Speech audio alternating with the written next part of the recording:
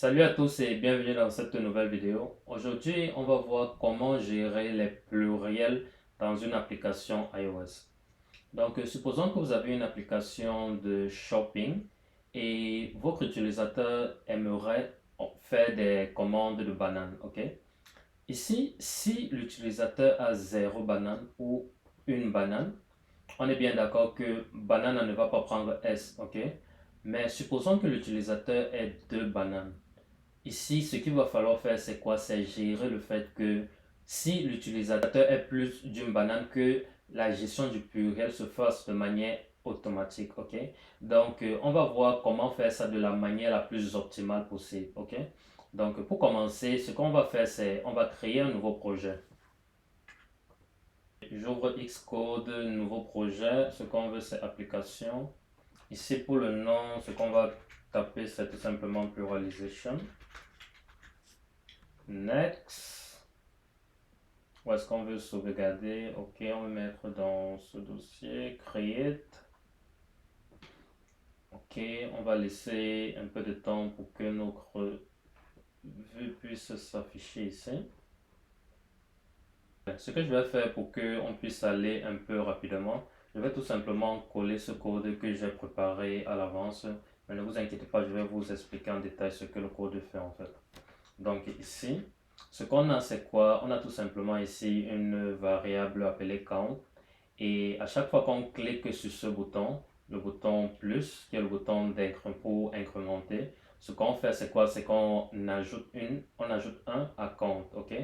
Et tel que vous pouvez le voir au niveau du simulateur, si j'ajoute là, ce que j'ai, c'est incrémente en fait le compte. Et si j'appuie sur le moins aussi, ça décrémente tel que vous le voyez là à l'écran, ok? Mais notre objectif, c'est quoi? Notre objectif, c'est que lorsque on incrémente banane, lorsqu'on a deux bananes, ce qu'on aimerait avoir, c'est quoi? C'est le S ici, ok?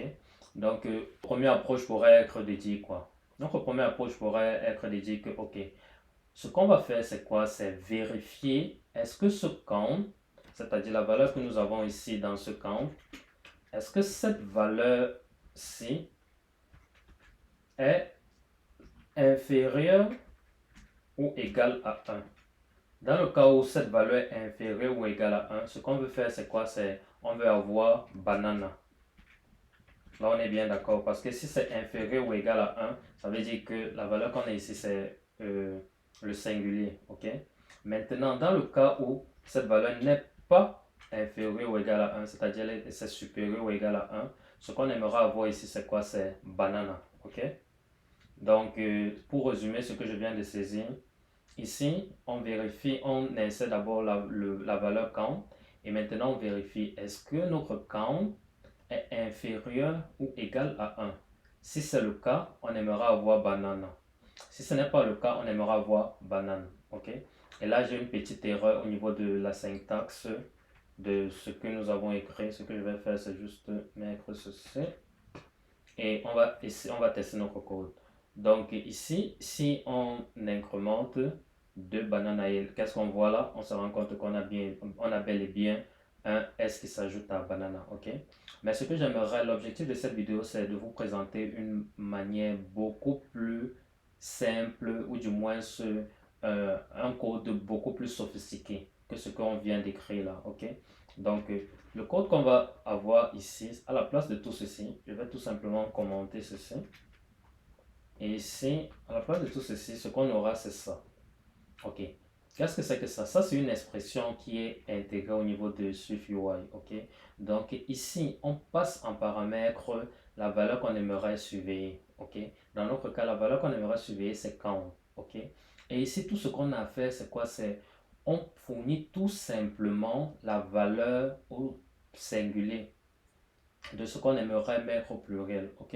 Donc, ici, là, on remet notre banana. Et on ajoute cette expression inflate true.